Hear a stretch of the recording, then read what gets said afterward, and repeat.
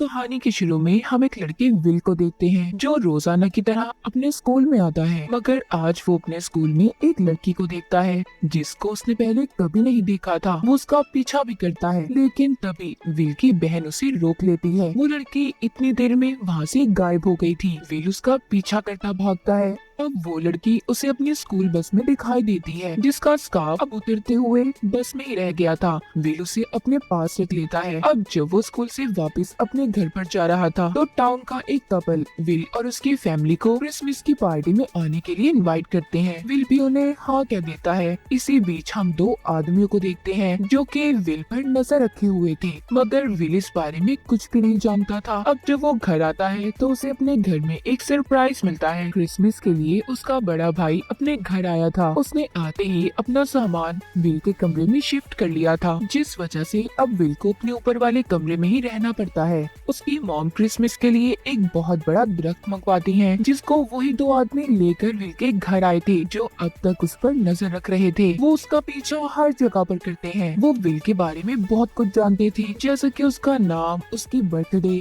अब वो दोनों विल को बर्थडे विश करते हैं क्योंकि आज विल का बर्थडे था। पर वो थोड़ा हैरान था। वो सोचता है कि एक अजनबी इंसान को मेरे बारे में कैसे पता, फिर भी वो इस चीज पर ध्यान नहीं देता। अब उन्हीं में से एक आदमी विल से कहता है कि मौसम खराब होने वाला है, लेकिन बाहर तो मौसम बिल्कुल साफ था। यहाँ पर कोई भी विल की बर्थडे को सीरियस नहीं ले रहा था। सिर्फ विल की बहन ही उसे तोहफा देती है, जो कि एक घड़ी थी, जिसे देखकर विल बहुत खुश होता है। उसकी बहन उसे घड़ी पहनाकर कहती है कि आज तुम्हारा बर्थडे है, जरा कोई विश करो। एक ऐसी ख्वाहिश जिसे तुम पूरा करना चाहते हो। विल कहता है हाँ, मैं स्नोफॉल, बर्फबारी देखना चाहता हूँ। इतने में विल के बड़े भाई की वीडियो कॉल आ जाती है, जो कि बाहर के मुल्क में पढ़ने के लिए गया हुआ था। उसके भाई ने उनके लिए बहुत से क्रिसमस के तोहफे भेजे थे। विल को एक पुरानी सी बेल्ट मिली थी, जिसे देखकर वो उदास हो जाता है। जब सभी सो गए थे तो विल देखता है रात को उसके घर पर स्नोफॉल हो रही थी। हैरानी की बात ये थी कि सिर्फ विल के घर पर ही थी, जिसे देखकर वो बहुत खुश था और ये सोचने लगता है कि उसकी बर्थडे विश पूरी हो गई। अगले दिन अब वो अपनी बहन के लिए क्रिसमस का तोहफा लेने जाता है, जहाँ पर दो पुलिस ऑफिसर उसे रोक लेते हैं और ये कहते हैं कि हमें तुम पर शक है, तुमने चोरी की है। वो उसे पूछताछ के लिए पुलिस स्टेशन ले गए थे। वो पुलिस ऑफिसर उससे बहुत से अजीब सवाल पूछ रहे थे। वो उससे साइन, निशानों के बारे में पूछते हैं। विल देखता है कि सब कुछ अजीब हो रहा था। तभी अचानक से एक पुलिस ऑफिसर अजीब से क्रिएचर में बदल जाता है। विल ये सब देखकर घबरा गया था। वो यहाँ से भागने की कोशिश करता है। तभी वो दोनों पुलिस ऑफिसर जब उसे पकड़ने पास आते हैं, मगर विल एक ही झटके से उन दोनों को दूर कर देता है, जो काफी हैरान कर देने वाली बात थी। और इसके बाद विल किसी तरह अपनी जान बचाकर वहाँ से भाग गया था। इसके बाद हमें विल के टाउन में पार्टी का सीन दिखाया जाता है। वहाँ पर विल को स्कूल वाली लड़की जो अचानक से गायब हो गई थी, उसका नाम मैगी था। वो और वही दो आदमी मिलते हैं जो उस पर नजर रख रहे थे। पार्टी में विल का भाई मैगी से बात करता है, जिससे विल जेलस हो गया था। कहीं ना कहीं विल को मैगी अच्छी लगने लगी थी, इसीलिए वो कुछ देर के लिए घर से बाहर टहलने के लिए चला जाता है। तभी वहाँ पर एक अनजान आदमी घोड़े पर बैठा उसके पीछे पड़ गया था। वो विल से साइन के बारे में भी पूछता है, जैसा कि पुलिस ऑफिसर उससे पूछ रहे थे। अब ये कौन से साइन थे, किस साइन की लोग बात कर रहे थे, ये हमें कहानी में आगे जाकर पता चलेगा। वो विल को मारने की भी कोशिश करता है। तभी वहाँ पर बूढ़ी लेडी, उनका एक असिस्टेंट और वही दो अनजान आदमी आ जाते हैं जो अब तक विल का पीछा कर रहे थे। अब वो लोग उस राइडर बचा लेते हैं। वो राइडर जाते हुए इनसे कहता है कि अगले 5 दिन तक डार्कनेस ही डार्कनेस होगी, यानी कि हर तरफ अंधेरा होगा। इतना कहकर वो चला गया था। विल को कुछ भी नहीं समझ आ रहा था कि उसके साथ आखिर हो क्या रहा है। अब वो लेडी और बाकी सभी विल को अपने साथ जादू से टाइम ट्रैवल करके एक खूबसूरत जंगल में ले जाते हैं, जहाँ पर बहुत ही बड़ा महल था। यहाँ पर आकर लेडी विल को बताती है कि राइडर तब तक यहाँ नहीं आ सकता जब तक के खुद से कोई और उसे न बुलाए। मतलब तुम यहाँ पर महफूज हो। वो सब अब विल को बताती है कि हम ओल्ड वंस हैं, ऐसे पुराने योद्धा जो कि लाइट रोशनी को फैलाते हैं। बहुत सालों पहले लाइट और डार्कनेस, अंधेरे और रोशनी के दरमियान में एक बहुत बड़ी जंग हुई जिसमें लाइट जीत गई। उसने डार्कनेस को हरा दिया था पर खत्म नहीं किया। अब हम उसी डार्कनेस को खत्म करने वापस आए हैं और हमें डार्कनेस को खत्म करने के लिए कुछ ऐसे साइंस निशान चाहिए जो तादाद में 6 हैं। उन्हीं की मदद से डार्कनेस को खत्म किया जा सकता है। उन साइंस का मतलब एक किताब में है जो सिर्फ सीकर ही पढ़ सकता है, यानी कि किसी भी चीज की तलाश करने वाला, और वो कोई और नहीं विल तुम हो। तुम ही हो जो उन साइंस को ढूंढ सकते हो। तुम ही हमारे सीकर हो। विल को उसकी पावर्स, ताकतें उसके 14 साल के पूरा होने पर मिलने वाली थी। अब जब विल 14 साल का हो गया था तो उसे उसकी पावर्स मिल गई थी। विल जो चाहे कर सकता था, जैसे कि स्नोफॉल का होना। इसलिए डार्कनेस के लोग विल की जान के दुश्मन बन चुके थे।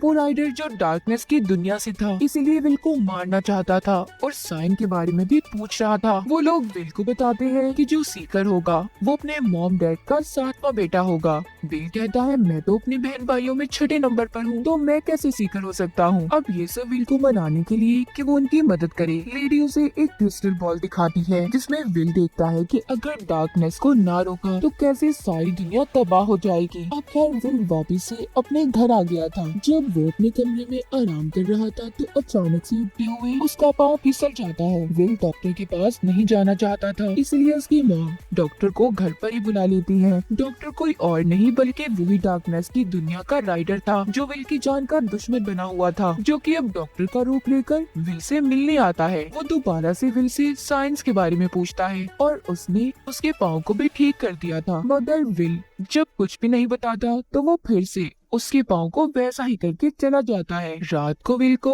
उसके कमरे में से एक तस्वीर मिलती है जो उसकी थी, मगर साथ ही उस तस्वीर में उसका जुड़वा भाई भी था। अब इन सब के बारे में विल अपनी मॉम से पूछता है। वो बताती है ये तुम्हारा जुड़वा भाई है जो तुमसे कुछ वक्त पहले ही पैदा हुआ था, लेकिन किसी ने इसे अगवा कर लिया। हमने इसे बहुत ढूंढा पर ये हमें कहीं नहीं मिला। यहाँ पर विल को ये बात तो पता चल गई थी कि वो अपने बहन भाइयों में 7वें नंबर पर है और वो ही सीकर है। विल अब टाइम ट्रेवल करके दोबारा से उसी जंगल में पहुंच जाता है। उसका पाँव भी अब ठीक हो गया था। यहाँ पर आकर लेडी का असिस्टेंट उसे बताता है कि तुम उन साइंस को पढ़ सकते हो, तुम्हारे पास एक खास ताकत है, तुम ये पता जल्दी लगा लोगे कि वो कहाँ पर है, यानी कि बहुत ताकतवर है वो। तुम हर चीज को समझ सकते हो और अपनी ताकतों से अपने दिमाग का इस्तेमाल करके एक जगह से दूसरी जगह पे जा सकते हो। हाँ, बस तुम उड़ नहीं सकते। हालांकि विल अपने अंदर इस पावर को भी चाहता था। अब खैर वो अपनी पावर का इस्तेमाल करके ओल्ड वंस की किताब को पढ़ने लगता है और उनको अब साइन के बारे में बताता है। तभी वो अपने एक लॉकेट को देखता है। विल उसको तोड़कर उसमें से पहला साइन निकाल लेता है जो कि क्रॉस का एक निशान था। अब हम एक चर्च को देखते हैं जहाँ पर बहुत से लोग बैठे इबादत कर रहे थे। विल भी वहाँ पर टाइम ट्रेवल करके पहुँच गया था। दरअसल ये बहुत सालों पीछे आ गया था जहाँ पर सभी ओल्ड वंस वॉरियर भी पहुँच जाते हैं। यहाँ पर इनके पास एक बहुत ही बुरी औरत आती है जो अचानक से इन पर सांपों से हमला कर देती है। सभी उन सांपों के नीचे फंस गए थे, मगर विल किसी तरह वहाँ से निकल जाता है और वहीं पर पड़े हुए एक ढांचे से दूसरा साइन भी निकाल लेता है। उधर दूसरी तरफ हम राइडर को देखते हैं जो किसी को बता रहा था कि विल को दूसरा साइन भी मिल गया है। घर पर विल का भाई मैगी के साथ था। अब यहाँ पर विल भी आ जाता है। वो मैगी से बात करता है। मैगी उसे जादू करके दिखाती है। विल को ऐसा लग रहा था कि वो भी ओल्ड वंस में से है, यानी कि रोशनी फैलाने वालों में से। मैगी कहती है नहीं, मैं तो तुम्हारी तरह हूँ। विल उसको उसका स्कार्फ भी वापस करता है जो उसे बस से मिला था। तभी यहाँ पर विल का भाई आ जाता है जो विल को बुरा भला सुनाकर मैगी को अपने साथ ले गया था। इस बात पर विल को बहुत गुस्सा आता है। वो बाहर जाकर इतनी जोर से चीखता है कि एक दरख्त में आग लग गई थी। ये सब कुछ अब विल की बहन भी देख लेती है। इससे पहले विल उसे कुछ समझाता एकदम से मौसम खराब हो गया था। अब वो अपनी बहन को अंदर लेकर जाने वाला था। तभी एक गलत टाइम ट्रेवल करके विल अपनी बहन के साथ एक ऐसी जगह पर आ गया था जहाँ पर जंग हो रही थी। यहाँ पर कुछ वॉरियर्स योद्धा उसे पकड़ लेते हैं और पकड़कर पानी में फेंक दिया था। विल को अपनी बहन की बहुत फिक्र हो रही थी। वो वहाँ पर तीसरा साइन भी देखता है जो कि एक शील्ड पर बना हुआ था। जिस वॉरियर के पास वो शील्ड थी उसको विल की पहनी हुई घड़ी बहुत पसंद आती है। विल उस वॉरियर से ये सौदा करता है कि मैं तुम्हें अपनी घड़ी दे दूंगा तो मुझे अपनी शील्ड दे दो। अब यहाँ पर इसे तीसरा साइन भी मिल गया था। ये उसे लेकर अपनी बहन के साथ वापस टाइम ट्रेवल करके अपने घर आ जाता है। हम राइडर को देखते हैं जो किसी पर चिल्ला रहा था कि विल ने तीसरे साइन को भी ढूंढ लिया है, तुम अभी तक कुछ नहीं कर पाए। वो उसको बचे हुए साइन को ढूंढने का बोलता है। टाउन में भी अचानक से स्नोफॉल शुरू हो गई थी। यहाँ पर विल से मिलने उसका भाई आता है जो राइडर के कंट्रोल में था। वो उससे बाकी के साइंस के बारे में पूछता है जहाँ पर वो उसे कुछ नहीं बताता। तभी उन दोनों में लड़ाई हो गई थी। वो टाइम ट्रेवल करते एक पुराने से होटल में पहुँच जाते हैं जहाँ पर लोग मुर्गियों की लड़ाई करवा रहे थे। इसी दौरान विल को यहाँ से चौथा साइन भी मिल जाता है। अब ये उसे लेता है और दोबारा से टाइम ट्रेवल करके वापस घर आ गया था। यहाँ पर विल अपने भाई को जोरदार मुक्का मारता है जिससे वो बेहोश हो गया था। अब जब उसे होश आता है तो उस पर से राइडर का कंट्रोल भी खत्म हो जाता है। विल को